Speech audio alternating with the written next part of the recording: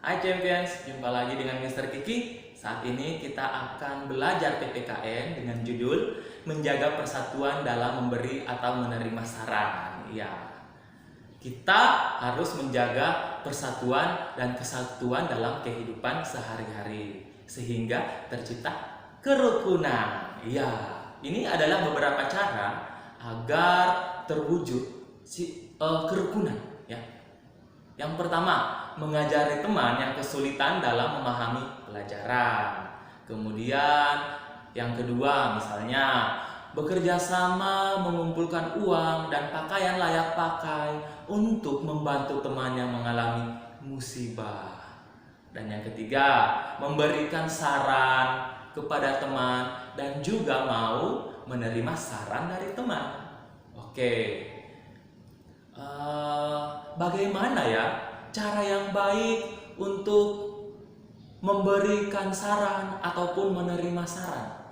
Ya, kadang-kala di sekolah kita bisa memberikan saran dan juga kita bisa menerima saran dari teman ya. Apa yang harus kita lakukan? Cara-cara terbaik apa yang harus kita lakukan ketika kita menerima saran ataupun ketika kita memberi saran? Ya, saran ini maksudnya masukan atau usulan atau suatu ide yang kita berikan kepada teman atau kepada orang lain agar mereka dapat memperbaiki sesuatu ya sehingga menjadi lebih baik. Itu yang dimaksud dengan saran. Oke, yang pertama cara yang bisa kita lakukan saat memberi atau menerima saran. Yang pertama, saat teman melakukan kesalahan, ingatkan dan berikan saran dengan santun.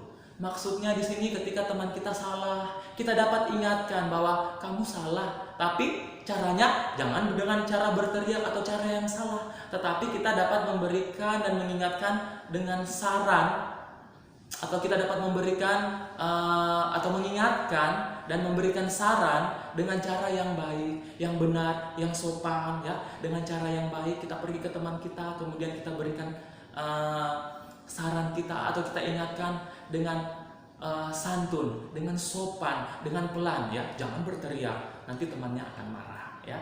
Seperti itu. Kemudian yang kedua, saat kita yang diingatkan karena melakukan kesalahan, ucapkan terima kasih dan perbaiki kesalahan tersebut. Yang dimaksudkan di sini mungkin saja ya di kelas kita melakukan kesalahan, kemudian ada teman yang memberikan saran atau mengingatkan bahwa kamu telah berbuat salah atau kita telah berbuat salah. Yang kita lakukan adalah kita menerima saran itu, kemudian kita sadar bahwa kita salah. Dan yang kita lakukan adalah kita mengucapkan terima kasih kepada teman yang telah mengingatkan tadi. Lalu langkah terakhir kita perbaiki kesalahan kita. Ya, itu maksud daripada poin 2 ini ya. Kemudian yang ketiga, saat berdiskusi di kelas ataupun pada saat melakukan tugas kelompok di kelas ya, kita kadang-kala berdiskusi di situ ya. Angkat tanganmu sebelum menyampaikan saran atau pendapat. Ya, jadi dimaksudkan di sini ketika kita berdiskusi, mungkin kita punya ide atau saran. Cara yang harus kita lakukan adalah kita minta izin dulu dengan mengangkat tangan, ya. Sehingga ketika ketua kelompok atau guru memberikan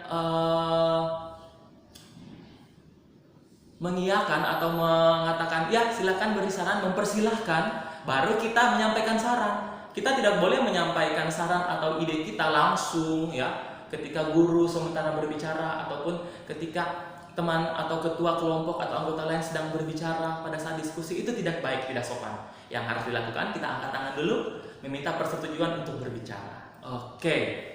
Dan yang terakhir, jangan memotong pembicaraan orang yang sedang memberikan saran atau pendapat. Ya, ini adalah tindakan yang tidak baik ya. Ketika ada teman atau guru sementara berbicara, kita tidak boleh ikut bicara juga atau memotong pembicaraan mereka. Itu adalah tindakan yang tidak sopan ya.